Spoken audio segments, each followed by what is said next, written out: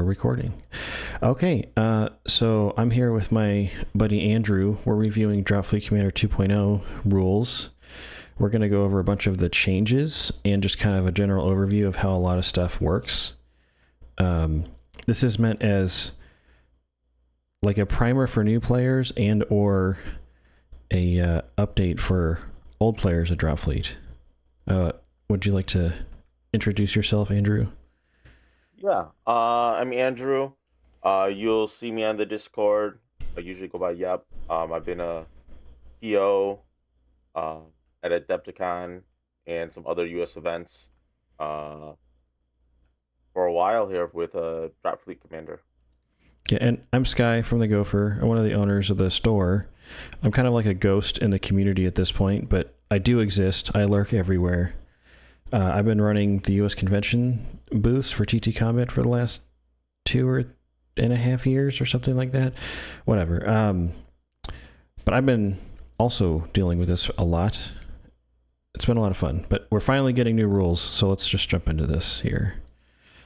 Oh yeah. Okay, I don't know what the title of this slide's supposed to be. Dice roll modifiers. So these are a little different than before. Yeah. I think what's really neat about this one is that they really put one. I like the titles that they put to each of the rules. So you can see in this rule book, 2.11, really clear, nice to reference.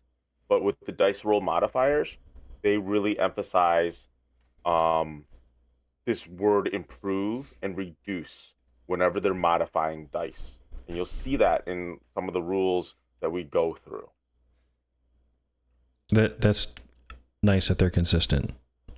hmm hmm and then that way, like if you have a conundrum, you can, that word improve or reduce is a clear indicator whether or not the dice are being run.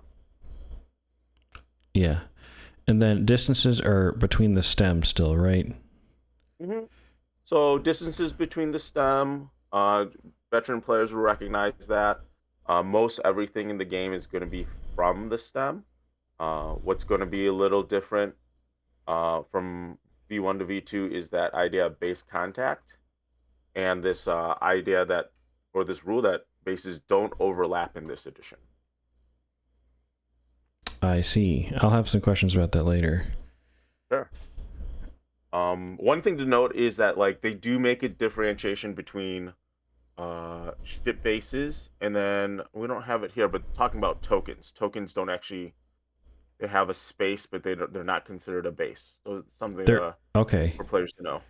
They're not considered a base. Okay. hmm They're like a token still while they're on the board anyway. Yeah, they make a difference between the two. Okay, so low orbit and high orbit. Now it's just orbit. hmm Um, Consolidation. Um, some might say it's a streamline. Um, we don't have to worry so much about is your ship in high and low. There's actually probably less tokens in that regard. Um, but still some familiar stuff in regards to the to differences between orbit and atmosphere. Yeah, we'll get Uh, into that with some of the weapon types and stuff too. hmm Oh, uh, there's some here. When attacking a city or descent ship in atmosphere, it always hits on a 6 and can never cause a critical. yeah. So that rule comes on over, right? So if a ship was in atmosphere in V1, it still needed a 6. Now here they kind of emphasize, Dave had mentioned in one of his rule ships, this descent ship. So the idea that there is still ships that operate better in atmosphere, and they didn't lock away atmosphere from every ship. So which is nice. I mean, that gives you a nice immersive feel in the game that even your dreadnought, and I love this that they included one of the pictures in the lore of like a London actually sitting in the atmosphere, kind of giving a kind of a BSG take on what's happening in Yeah. battle. Okay, and the big ships, when they're in atmosphere, they take some amount of damage. I assume this is at the end of the turn. Um, Or their activation? I don't know. Well, I think it's at end of activation. I'm not entirely 100% on that one, and my rules take on that one. Well, no, Yeah, it says non-descent ship at the end of its activation takes D3 damage. oh, I see it now. Okay, yeah, you're right. And then colossal ships, you get a little more. So it kind of makes sense. Yeah. Bigger the ship, less good at atmosphere. Okay, strategy rating and battle groups removed, emphasizing groups and formation benefits. Mhm. So this is one of the bigger changes. I was a fan of the battle groups too, but uh, I think looking at this, how it's going, and the change for it, can be really good in making play kind of interact between you and your opponent more fluid. Because they went to group activation, there's this emphasis on lead ships. Um, and then in keeping coherency. So we still have the coherency from the previous edition. But then if you keep your ships in coherency, we get some formation benefits. You can see them there. Obviously, right, ignoring those crippling effects are going to be really key. Um, this unmodifiable 6+ backup save can be a really big lifesaver, I think, probably for ships that don't have backups built into their stat line. Interesting. Um, So yeah. they gain some of the bigger ship benefits by being a larger group. hmm I like it. It kind of represents this cohesiveness that's happening. And then there's a little bit of abstraction in regards to how the ships move too. So it isn't total like in formation. Obviously, this isn't a perfect simulation game, but Right. it is also not like super easy checkers. Like this is a nice war game feeling when we play with it. Exactly. Okay. And then, so ships are in groups, which is kind of like a list building thing, but you alternate groups and you can put so many ships of the same type in a group, right? hmm And Yeah, then, similar. Yep. they have different coherencies based on the size of ship. And you can't, Uh, this is an old rules patch, but you can't have them at different orbital layers. They have to be at the same one. yes. So that was something that David mentioned in the rules video too as well. I was just as guilty in V1. I loved being able to differentiate my layers between my groups, but I could understand my opponent not liking that because oftentimes they would have to look at the tokens and not necessarily the ships. That goes Yes. back to the bases overlapping and like no stacking. You cannot stack your ships anymore in this edition. So you have to have the base out, and everyone should be able to see where each ship is. And I put the game size on here just kind of as a reference for people to understand how many groups we're talking about. hmm Um, hmm but you can kind of see for yourself. Okay, so go on to the next slide. So spikes add 3 inches with a maximum of 4 on a group. So the whole group gets the spike now. So one frigate doesn't get hot; they all get hot together in a group. Um, Yeah. there's also more granularity here because it used to be 2 spikes that were basically 6 inches each. Now there's 4, but they're all 3 inches each. Is that right? Yeah. Yeah, that's right. Yep. So something very familiar. Again for V1 players. Again, just more granularity. Um, I mean, I would have loved it if it went to unlimited, but that's not the case. It caps at 4. Yeah, exactly. So base matters. No stacking, which we keep saying, but it's very true, and Yeah. no atmospheric braking. hmm When you say I have atmospheric braking, do you mean like not going up to slow your movement? or going down a lower layer. I think a lot of players oftentimes in V1 use the atmosphere to kind of stop, like if they overshot a cluster or what would be known as a drop site now, they Yeah. would purposely try to go down a layer earlier so that they wouldn't have to use up all their thrust. That doesn't happen anymore in this edition. If you're going to go down into atmosphere, you've got to do it at the end of movement. And if you want Okay. to move, yeah, if you want to move up from atmosphere, it has to be done at the beginning of the movement. So you can't change your minimum move at the beginning of your movement, basically. Yeah. Yes. So there's no tricks there. Okay. I put this picture in there because it kind of shows some of the overlapping not being allowed. Mm-hmm. Uh, Yeah. So we're talking about this frigates one, right? yeah. Yeah. So like that one, you can see. I think too. Like when I looked over those coherency and movement rules, I kind of felt like, well, is every ship always having to move the same amount, and turn the same amount? And I really like this picture. Definitely made it clear that like each ship could be moving and turning within the coherency, um, whatever is needed, right? Yeah, but not the same. They're not exactly the same. Correct. So we have like the first three ships all moving straight, and that last one turning, kind of showing that you can have three out of the four ships move straight and one turns.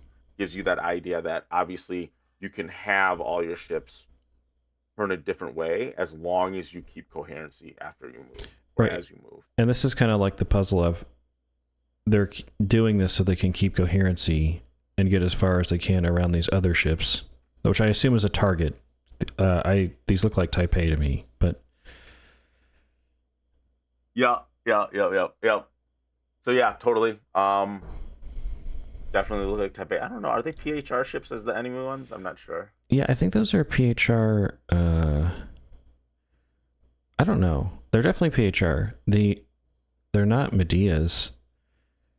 They're No, too some sort of cruise. Yeah. too big to be an Echo. I don't know. Anyway, um, so the other thing that is kind of a big change is the arcs on the bases. Mm-hmm. The biggest thing is this big diagram saying broadside is extra broad now. The old bases don't have a rear arc that mirrors the front Yeah. narrow arc, but that's what determines the broadside arc now. It's not just side. It's like side, and I want to say like a little over a third of the front and a third of the rear. Something like that. Yeah. So it says it's 22 degrees. Um, I don't know. I can't. Mental math is not my strong points, guy, but it's thereabouts. It definitely changes the way, especially PHR plays. With those broadsides. I think they're gonna be a little bit more uh, forgiving to try to get into to arc. And we do have that obviously that new broadside B arc. So there's no more. I don't know if we'll see a side right or side left, but we won't. But we will see a new B on the arc thing. So old veteran players won't be familiar with that one. They'll know the FSR deal and the FN, and well, RN is new too. But the broadside one is going to be a new Type unto itself. possibility. Yeah. Yep. So the math is 90 degrees minus 22 divided by 2, but I'm not going to do the math. You guys can do the math.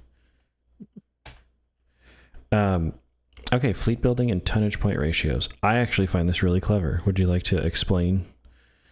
So when you build, so in the past, it was strategy cards had limitations with the tonnage, and then you built your SRs. Done. We're done with that. Now it's just going, as Dave said in the rules video.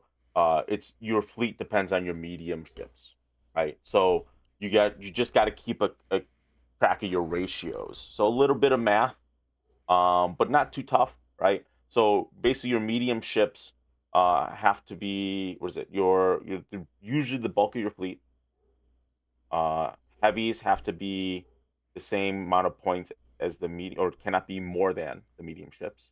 And light ships uh, combine, and they got to meet the ratio of the sum of the medium and heavy ships. Ooh, that was a lot. Yeah, it makes sense, though. There's a balance between all the ships. Yeah, Like, totally. at first, when you say, oh, strategy reading's gone, there's no more line or Pathfinder, whatever, battle groups, you think, oh, it's just the Wild West. I'm going to take 20 light ship groups. You can't do that. No, There's still a backbone of medium ships, the ships of the line, as Dave would call them, that have to be part of pretty much every list.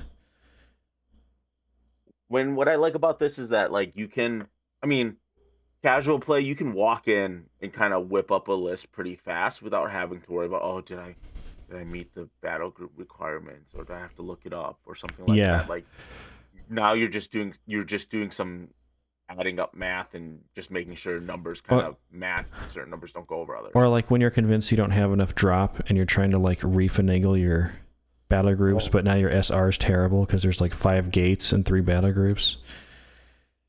that's so true. Uh, Here, like all you have to do is just make sure that you just count up and have the groups, and you're fine. which is weird because you might have a lot of drop battle groups. I don't know. We'll see how that shakes out. And then Definitely. there's more of this on the next slide, I think. But you get admirals based on what is it based on? Oh, you get Admirals a based. number of admirals max. No, that's not right. Yeah. What am I reading? It looks like you can take any number of admirals from the table. Oh, based on the size of the game. So it's kind of like before. Based on the site. Yeah. So you totally you can take like certain admiral levels in conjunction with the game that's being played, right? So classic kind of drop verse. There's what is it? There's a skirmish, a clash, and a battle. And a And reconquest now, I think. yes. So if you're into the big games, you can do that. And what's different here is you can take as many. I think in V1 you could only take one. Yeah, I think that's right. But now you can take multiples, and it gets a little interesting. Let me go to the next slide here. Yeah. Because now there's no more command cards, but there's Admiral Abilities. Mm-hmm. Now the admiral, kind of similar to the previous rule, has to be placed in a capital ship, and that's basically any tonnage M or higher. So M, so medium, heavy, colossal. Yeah. Um, but I don't want to say it's like command points, but it sort of is from Warhammer if you're coming from that. It's and you don't get these are the basic abilities. There's also faction specific ones that you can take with some of the ships. So you do have faction specific command abilities, but you'll see that when you get to the faction rules when they come out. Yeah. What's really cool about this? So we get. I don't. I didn't play Warhammer 40K, but there was there's the Mulligan, right, as the first one. I find that second one and third one really interesting in that you can either cripple yourself and make it a 4, or I think you can cripple your opponent as well. So that can be interesting trying to control um some effects. Yeah, just a damage control, but not like complete negation.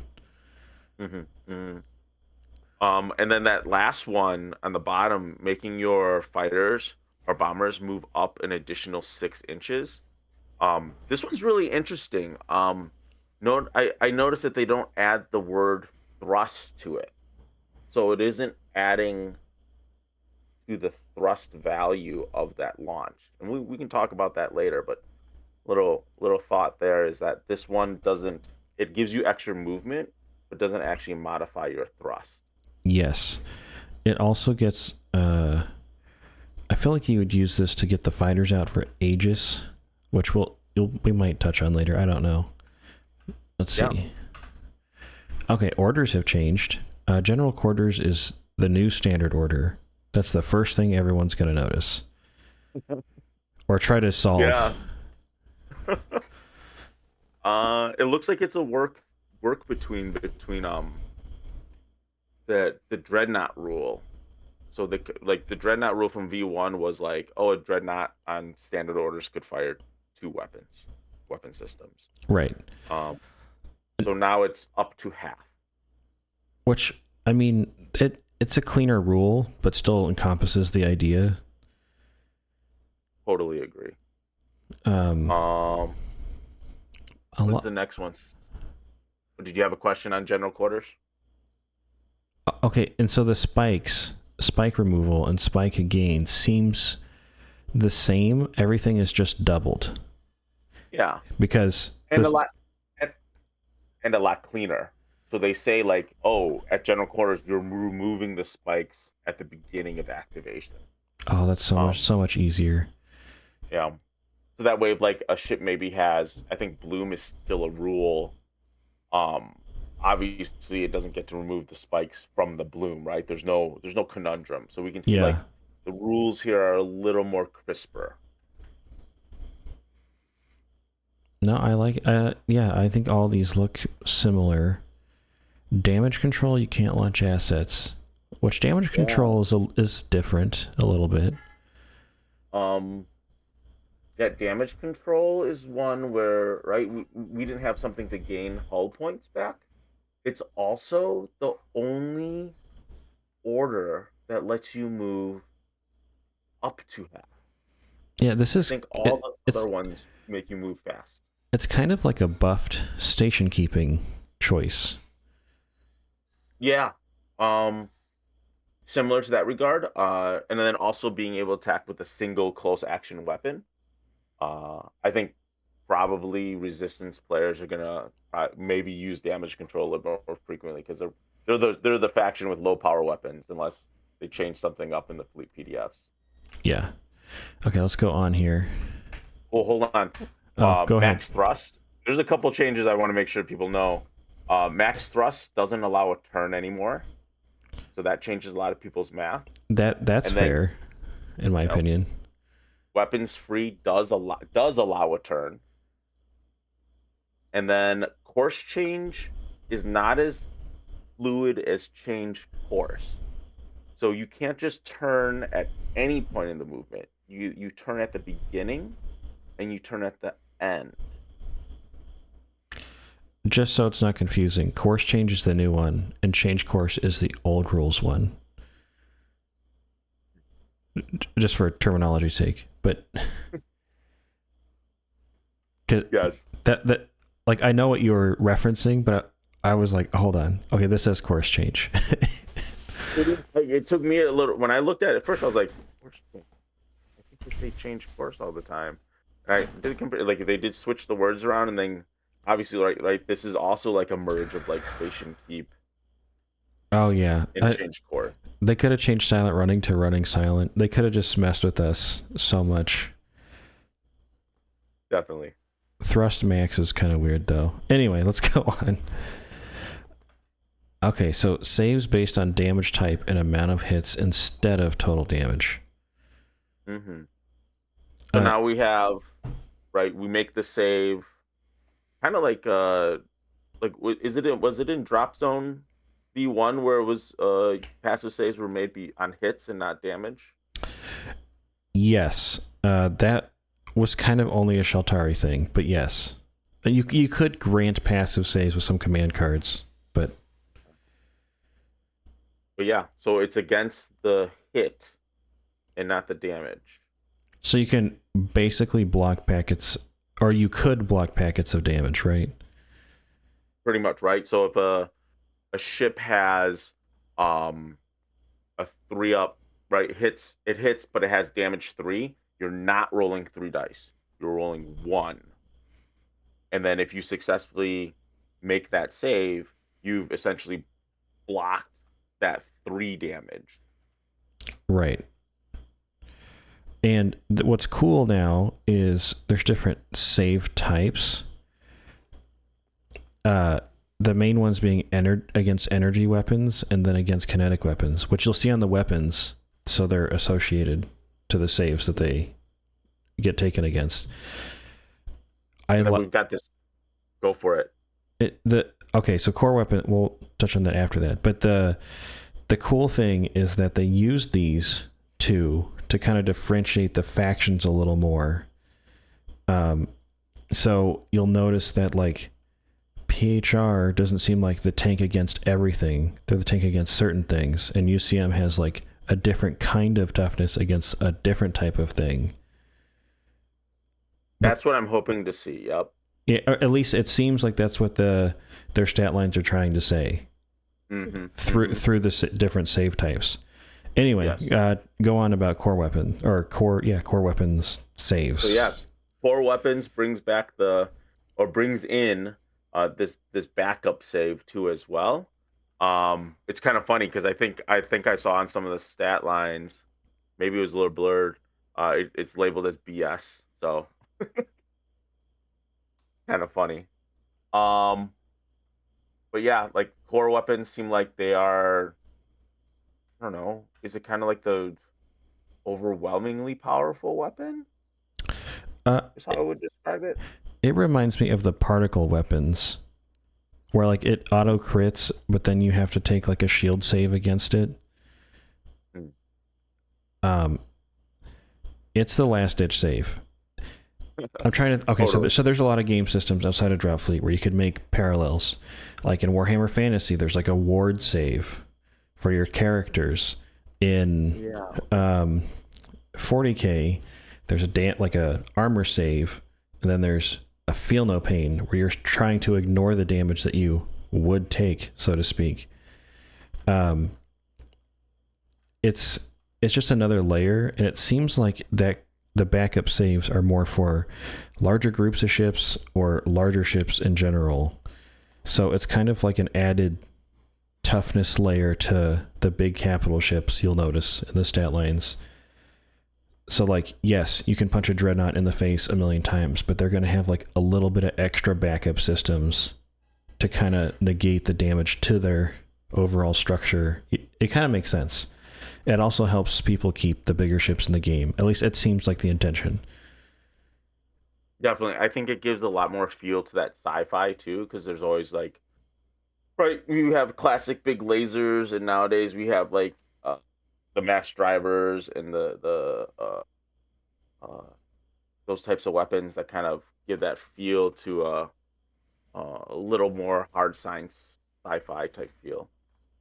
Yeah, I agree. Okay, let's go on from that here. So the crippling effect table changes and is only for capital ships. Yeah. So only capital ships. Capital is medium and above, right? Correct. Okay. Yep.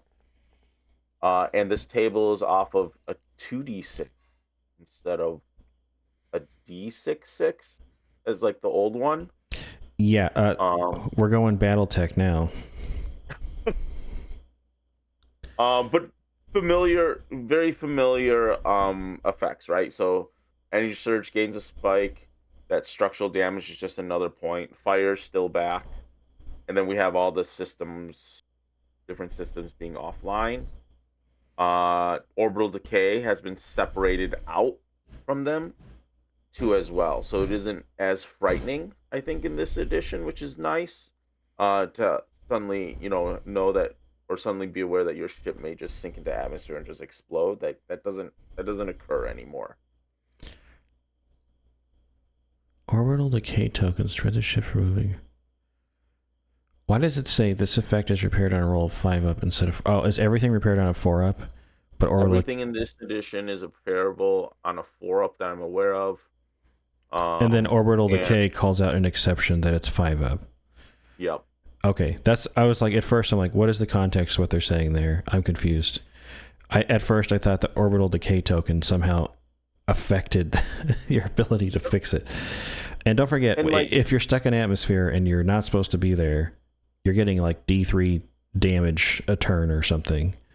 Right. And you can take a damage control order in atmosphere and hopefully try to stay alive a little longer, obviously.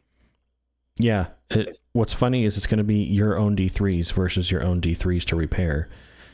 The hope is that you take the damage control, which gives you 2 dice to repair, right? Increased chances. I know what's happening. 3 damage every time, and then double 1s to repair. Yeah, that's exactly what my dice will be. Yeah, it'll be fine. This is fine. Okay, we can go on from that one. Okay, so catastrophic effect changed to explosion, which catastrophic was when ships would die and explode. So yeah. Explosion makes sense.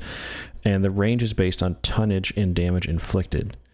Okay, so my spark notes on this, which you can elaborate and tell me I'm wrong, is that you have to overkill something by a certain amount before it will explode. Yes. I think that's going to be a tough one for V1 players to try to remember, that you have to overkill it by 3 or more damage. Then the explosion happens. Yes, and then the range, which you can kind of see halfway down here. Medium ships have a range of 3 inches, heavy ships range of 6, colossal ships range of 9, and it's just a flat number. It's not it's it cuts down on dice rolls and stuff, but it's like it helps you just say they're either in or they're out. Yep. I know that this might lead to, I don't know how close I want to get to that big ship that's almost dead, but you know what I mean. But it'll be interesting to say the least. Yeah. Also, like this explosion still stay in layer. And then let's see what else. Is it hits and damage caused by explosions result if they're caused by an attack. Explosions affect on the same layer.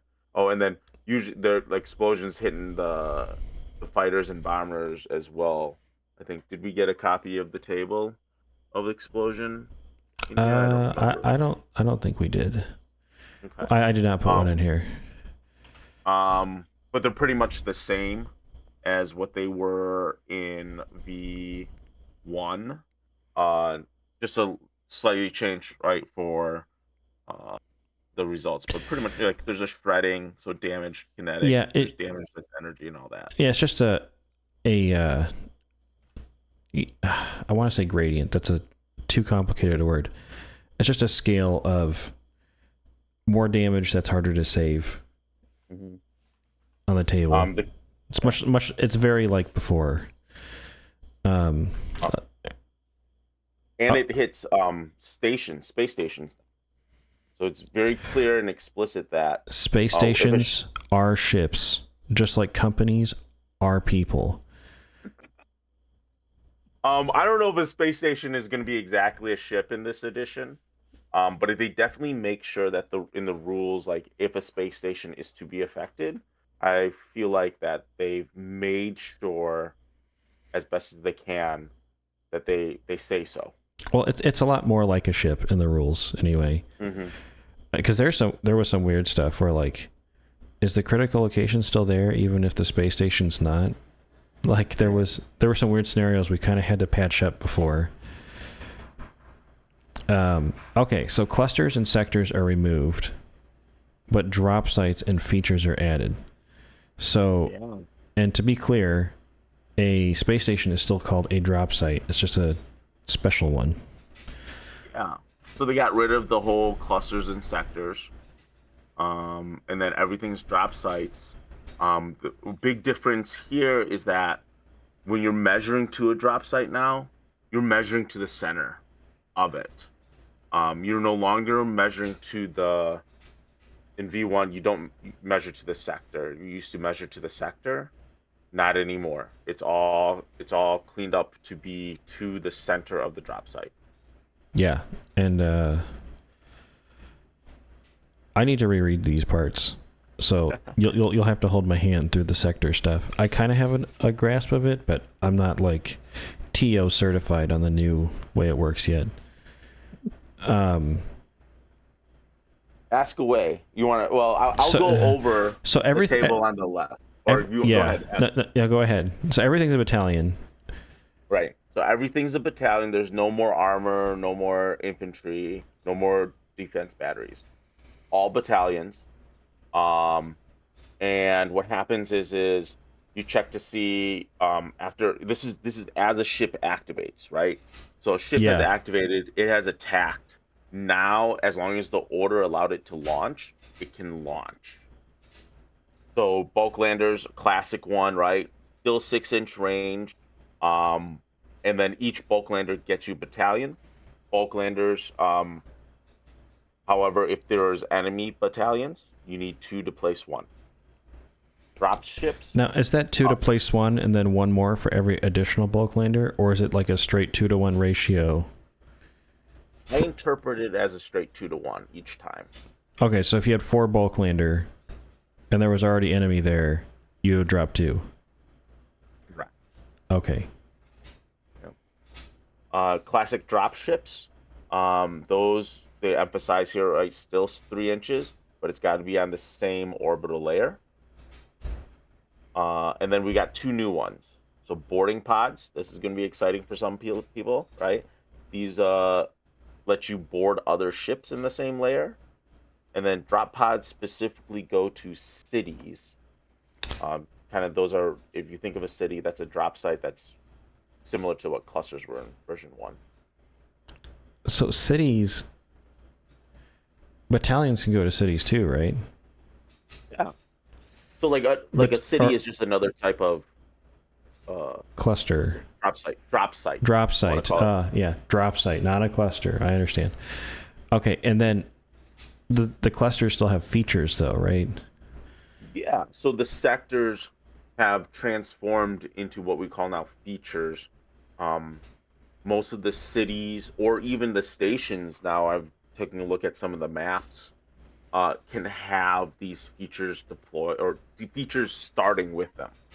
Um, Obviously, it seems like in the 7.4.2 rule, I think they're telling us that it looks like some ships, and I don't know what, but like can actually place features. Yeah, Dave was Like they kind do of Dave was kind of teasing it in his video that like, while a lot of missions don't start with them on the board, there's ways that you can have ships deploy things like military bases and defense batteries, but now they're like a feature put onto the drop site. Kind of excited for that. Like I think it's a nice change. Especially when we move into that whole battalion combat thing, it can be. Well, and I gotta be honest, the utility of orbital defense batteries in 1.0 was like very, very small. There was only some rare scenarios where I would want to do that. They just weren't. They never seemed worth it. It was better off just throwing more dudes all over what we now call a drop site to keep it less confusing. But yeah, I'm curious to see where that goes. It seems like there's also launch bay features. Yeah. So it looks like some features. I mean, I felt like it was always teased that they would have at some point a drop site or right a space station or something that could launch. Like there was a UCM space station that had launch in V1. But now, right, they moved this whole activating drop sites to after you're activating all your ships. And then so they tell us that you activate drop sites that players control, and control basically means that you have the battalions there or features and deploy features, and there's no enemy battalions or enemy features on that drop site. So very clean about what's in control and what's contested. Yeah, here, let's go on to the next one here. So ground assets become battalions that have ways to board ships. Yeah. Okay. So there's this. Yep. We had, so in 8.1 you would do the battalion combat, which was pretty straightforward. Like whoever had, you just subtract out the difference, 1 for 1, right? You lose. Yeah. Now we have boarding actions, so you can actually send battalions to other ships with boarding pods is probably the most common one, I would think, or Corruptor. So I get to put razor worms on ships. I like that. Marines X. Okay, so you can have what are basically boarding action defense stuff on your ship. That's a ship rule, I assume. Marines. Yeah. That's what I'm gonna assume. We'll see what ships get them. I don't know. Corruptor is obviously a weapon. Yes, that's a weapon rule. Yep. Okay, let's go on here. Oh, captured ships are worth twice their usual kill points. That's fair.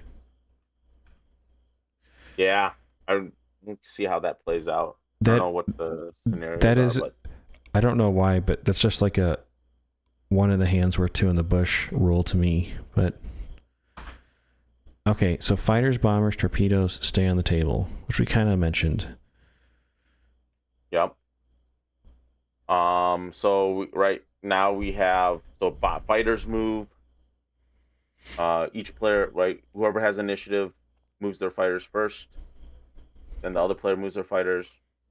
Then the other players uses their bombers, right, alternate, and then torpedoes, so on and so forth. Is this still like an omega phase after all the groups activate? Yes.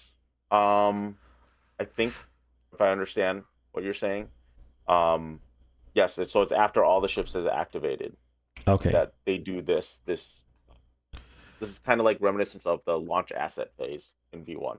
The difference is they're hanging around. Yes. They still though have to move in a straight line. So no Interesting. curving around debris fields. So this is similar to BFG, where they just keep going. In Battlefleet Gothic, you could end up running into your own torpedoes because they were slow enough and your ships were so much faster than them.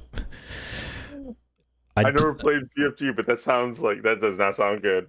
It is a really funny way to kill your opponent's admiral, I'll say that.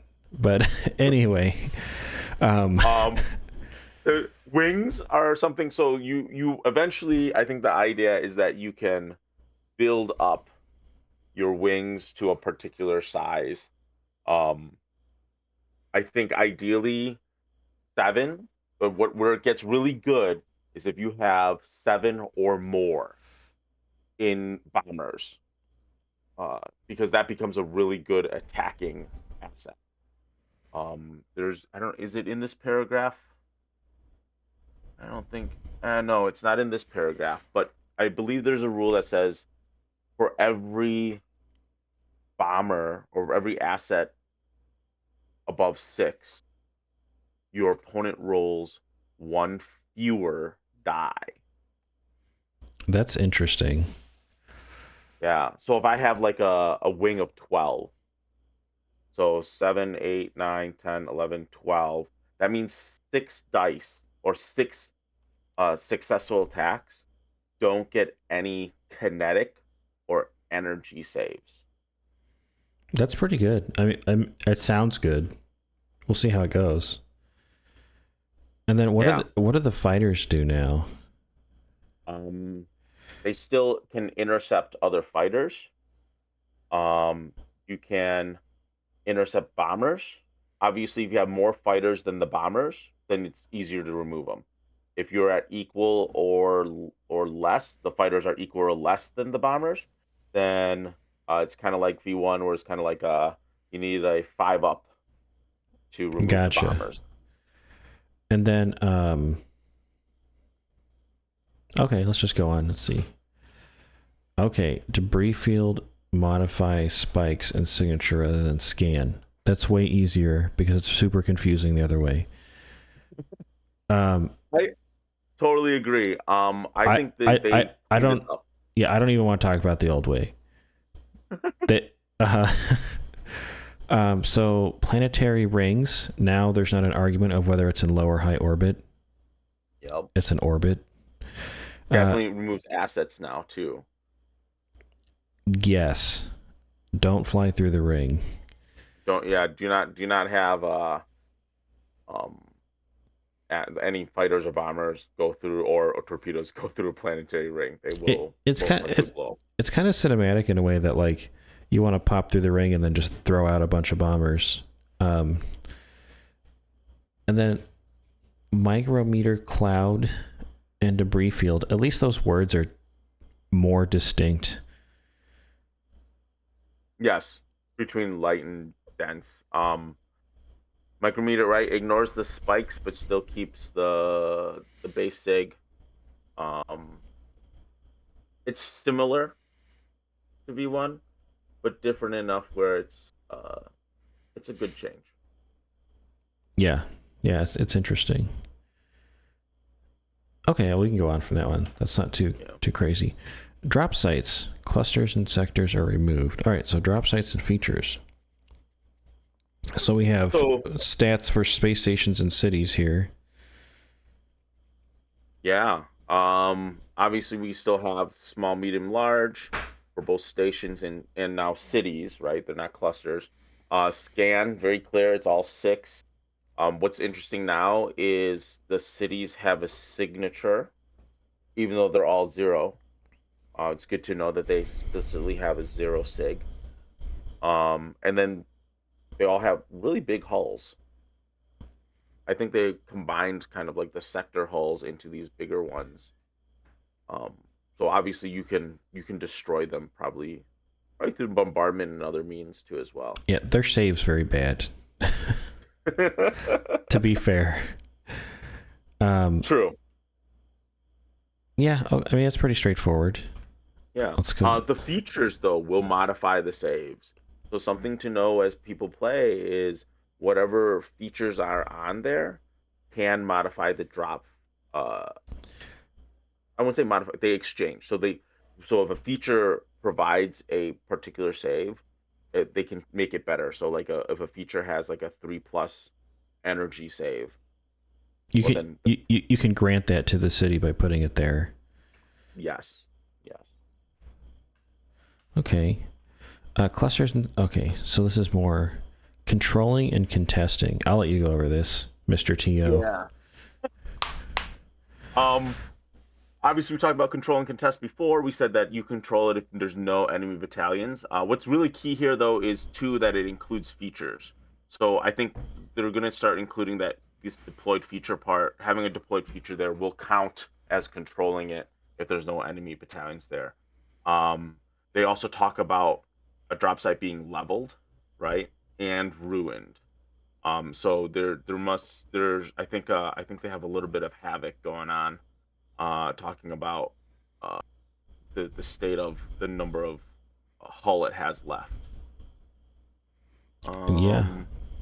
When we damage drop sites, right? So they talk about what is the best save here in that first paragraph, and then I think the second paragraph. This one's going to be really key for players to think about the ground combat because it's not dice anymore, right? So it's do you send your battle battalions? Sorry, do you send your battalions to the feature, or do you send them to? Oh no, I'm sorry.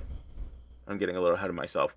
If you bombard it, if you damage a drop site, you can instead of doing 4 of the damage, you can just destroy a feature there.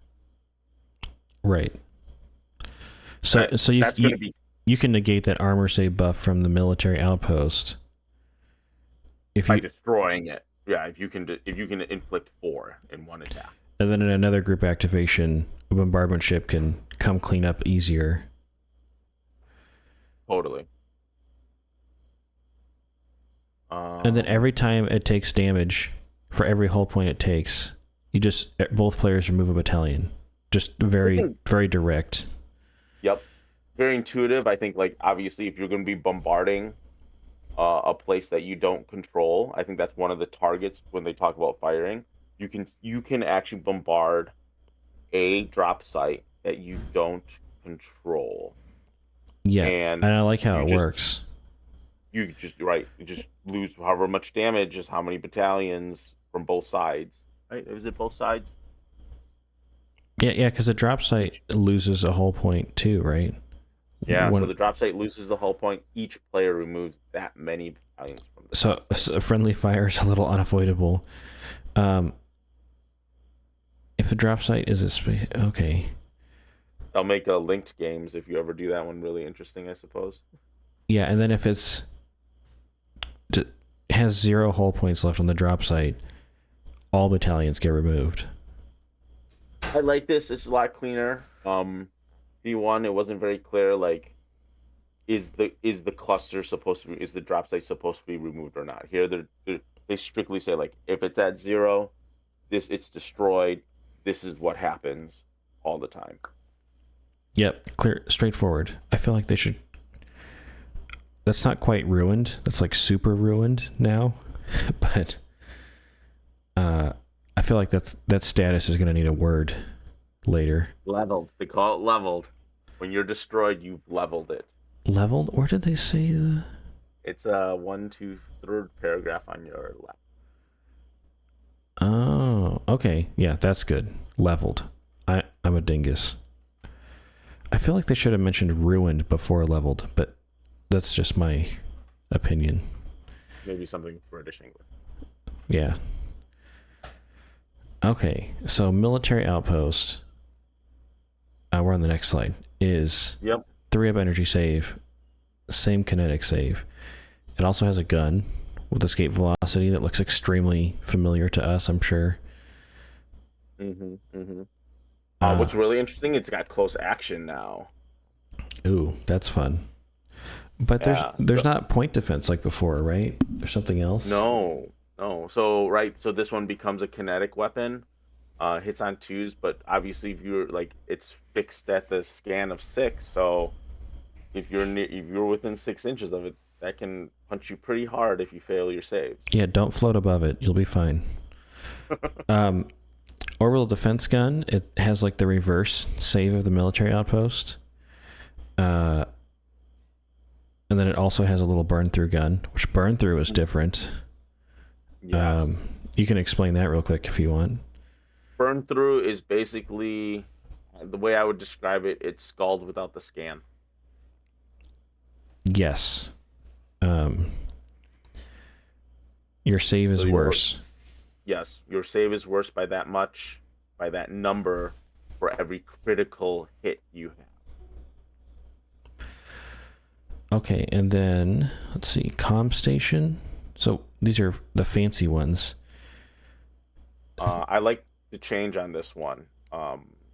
Well, it gives you a more impactful benefit, and increasing the range of all your ships was a little, I won't say broken, but sort of boring in a way. It was powerful, but like not fun. I would agree. I think this is more interactive because it's letting you do more abilities, or what it sounds thematic to what like a command center would be. Totally agree. Then power plant still has its volatile. I'm sure it's fine. Perfectly safe. It doesn't look like it's gonna blow up everything else. What's interesting is that it makes all groups within 3 inches gain a spike. Yeah, you get hit with that nice radiation burst, I guess. Yes. Hangar. So this is pretty. It could be slightly better save for some of the drop sites, but especially it launches fighters and bombers. Now, do fighters and bombers go to atmosphere normally, or do they go up into orbit from the drop site? I don't know. Good question. As far as I'm aware of, they basically they essentially operate always in orbit. Okay. So I know in the rules that they state that they move in orbit for scenery purposes. So I would interpret that as they are in orbit at all times. Yeah. UCM used to have a way to go to atmosphere that might still be in their abilities, but that's like an exception if that's still there. Right. I think they say it out in the rules, like if it can attack something in atmosphere, basically like it'll be given like bombardment or something that the weapon will get that. That'll grant an ability that makes sense. Yeah, I get you. Okay, let's go on to the new and changed ship special rules. There's several of these, but yeah, descent.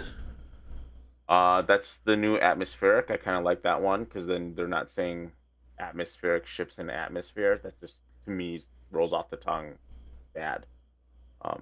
Descent is cleaner. Detector is different than before. Yeah, so no more active scan. That's not in order anymore. So V1 players, not every ship can active scan. Detectors just say if they can shoot on the order, they shoot one less gun than they're allowed, and can then drop their spikes on an enemy group in line of sight. So you can general quarters and put spikes on other ships with a detector ship? Yep. Okay. And gate ship X. Interesting. So they changed the void gate rule. I think probably because they didn't want to. Not every not every Sheltari ship that could have gates go through it was a void gate, so that I think they're just covering themselves by saying gate ship instead. Yeah, I get you. But pretty much the same as uh V1.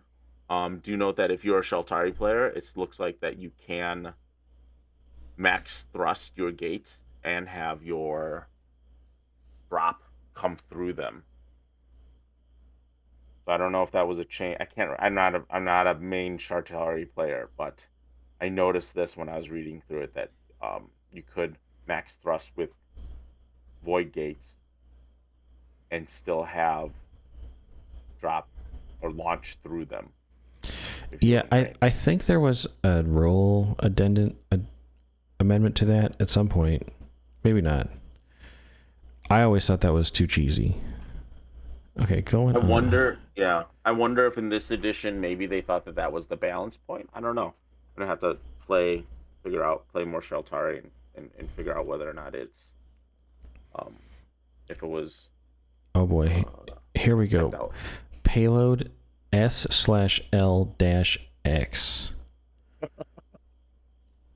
What nomenclature is this? I think this is for the new faction. Since it was looking like those ships that detach are called cells. Yes. Yeah. Little drone So babies. right. And so they detach, do their thing, and then they kind of act as their own group. So kind of Bioficers kind of can increase, I think, their number. They essentially increase their number of activations by one, because all those ships count as a activate, or they activate as one group, but are actually a group. It says they only can use general quarters. They're a collective. It's okay. I feel it's almost okay. So I know they're like scary AI flesh alien things, but I just see it as like basically the Bioficers have like an IT guy group and they get to go as their own group. Yes. And then the ships that hold the payload ships are known as the porter ships. Yeah. Something I didn't realize. Oh, I'm looking over here. It looks like it says during the porter's activation, it looks like it can actually reattach any detached payload ships within free if it has available capacity. That's interesting. I mean, maybe if you want to save it for some reason. Yeah. I don't know how easy it is to destroy those little node ships. Yeah, I don't know. Like I would it would be very interesting to see what kind of strategies the Bioficers come out with. Little baby carriers. Okay, and then Shield X. So Sheltari, right, coming back here. They still got the shield rule.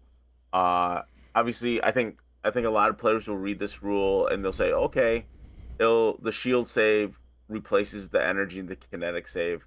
What they got to be really careful about is the second sentence. It says shield saves can be used against any damage type.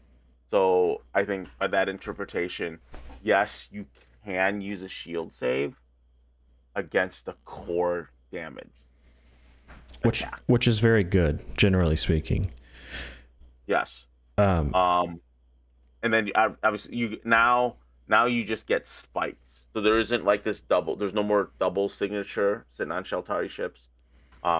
Shield saves. I'm assuming that every time they take a shield save, they're just going to gain a bunch of spikes. I like it because it's on the choice of the Sheltari player, but in my mind, it's like the image of you keep shooting at the shields and hitting the shields, and then the shields are getting hotter because they're like being tasked to deflect more and more and more attacks, right? Yeah. Which theoretically would make them more visible in heat term, I would think. It's That reminds me, like, made up sci-fi mumbo jumbo, but it makes sense to me. yeah, it's a thematic feel. Definitely feels like, I think of like a Star Trek like phaser attack, right? On whatever shield ships, you always see the bubble flicker. Yeah, exactly. Okay, going on. Oh, okay. Weapon stuff. Arrest X. That's a completely new rule. Looks like it just reduces the ship It's damage, yeah, by X, thrust by X. yeah, they lasso you. Here we can see burn through being changed up, right? So critical hits. Those critical hits reduce the respective save by that X value. So like burn through 2 is a bigger reduction in save on a crit. Right. Okay. So crits in this edition,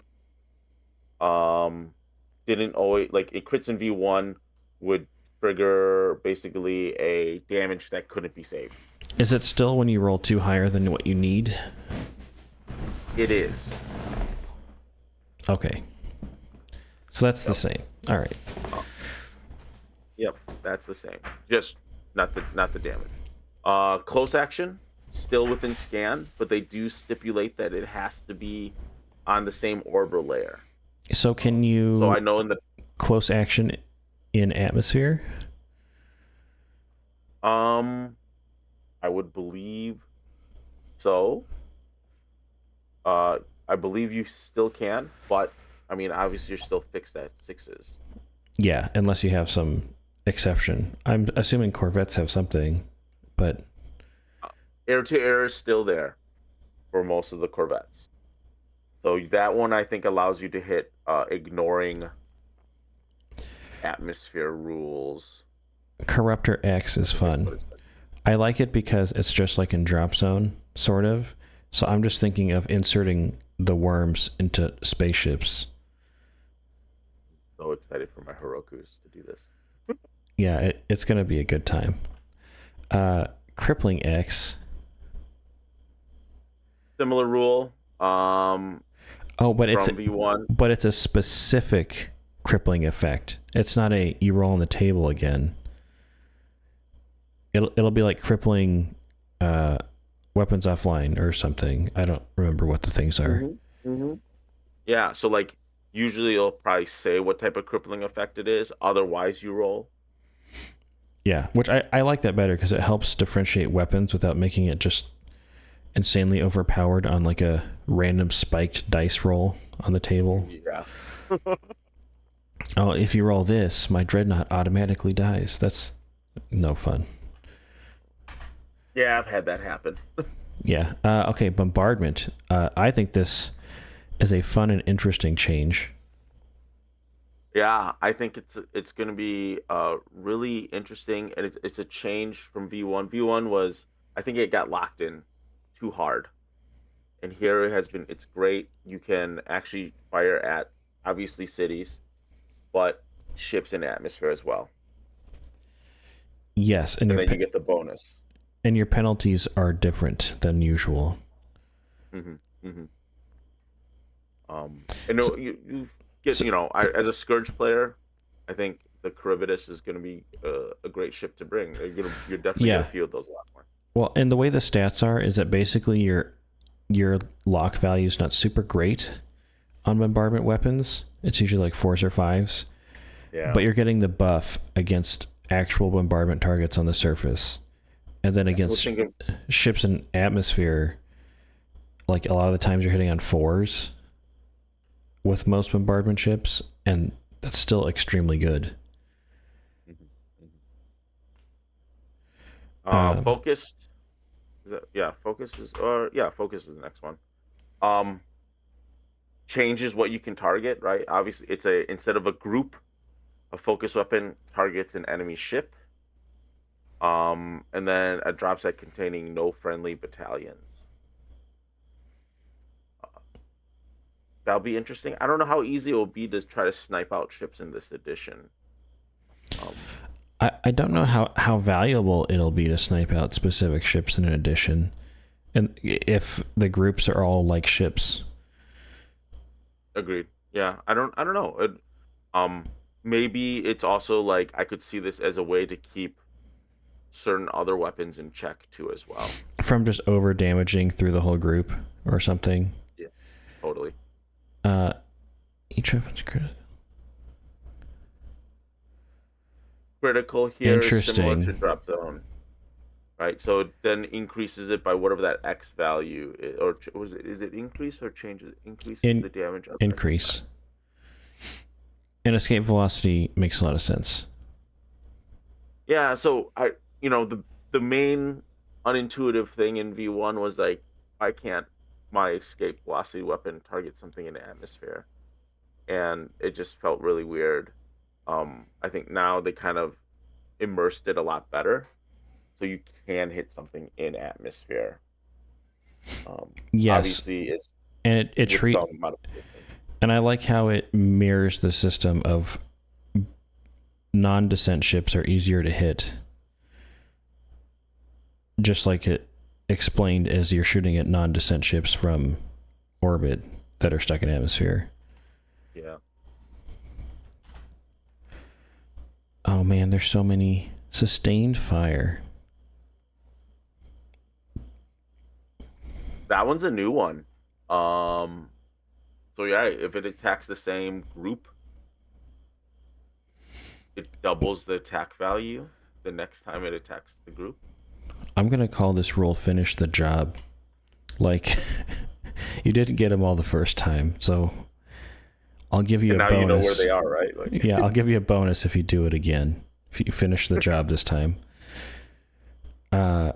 Volley X. Okay, so that's kind of like linked, sounds like. yeah. Linked is still in the rules. Oh, this Volley is X is tied to a weapon system, so you can fire that weapon system okay. however So, many times the volley says. so for your drop zone players, this is similar to strafe, because you're assigning targets a number of times. Oh, totally. I would agree with that. And then Broadsides alternate sides, basically. So you gotta strafe left, right, left, right, left, right, or whatever. Which I think is a sort of simplistic way to make broadsides make sense. But encourage you to what's the maneuver called? Splitting the T more frequently. Riding the yellow line on your motorcycle or whatever. Okay, low power. If ships allow, this is a resistance thing. If a ship's orders allow it to fire close action weapons, it may attack with one low power weapon in addition. Okay, so if it has two low power weapons in a close action, and they're half rounding up, so then it's two, and then you get the additional low power weapon. Is that right? Two low powers and a close action. You get half rounding up, so that's two. So let's say it's the close action and the low power. Then you get an additional low power. Yes. I believe that is how I want to do that. We'll see exactly what they intended, but that it was kind of funky like that before, so it doesn't surprise me if it still is. Yeah. Attacking this one counts as attack of two weapons. Oh, and high power is just the. Oh, this counts as two. Right. So especially in regards to like, I think because of that general quarters kind of counting your weapon systems to check to see what can fire. Like if you had a let's say a ship had a single high power weapon, then it couldn't use it on a general quarters because there's only one weapon, right? Yeah. If there was 4 weapon systems on the ship, firing the weapon with high power counts as 2. So basically, you could only fire that high power weapon then. Right. And then, okay, so overcharge makes sense. It's similar to before, what they were trying to do, but it's a little cleaner. Yep. So they rolled in unstable with the overcharge. What you got to be careful here is that when you choose to overcharge, right, it becomes a high power weapon for that activation. Right. So you still got to do a weapons check here.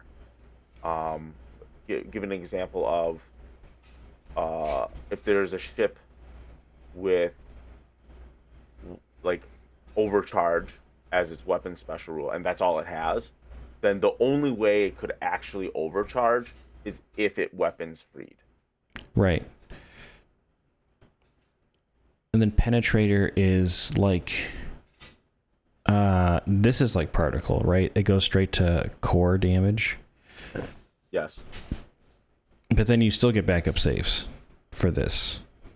If you have them. If you have, yes, if you have them. Oh, last bits to take away. By the way, I think we will probably do more videos on some other parts, probably the factions, and then also there's some like frequently asked questions that you got still. We should probably go over those in a separate video at some point. Yeah. We might want to let them shake out a little more before we do a video, but we'll see. Definitely. All right. Well, thanks to everyone for listening to our nonsense. And thanks, Andrew, for being here and doing this with me at like the middle of the night. Oh, no problem. It's always a blast. Thanks, Guy. All right. Now we're recording this like a month early, so when we're wrong about everything, when we post this video, I'm sorry. But I hope you enjoy it. Thanks.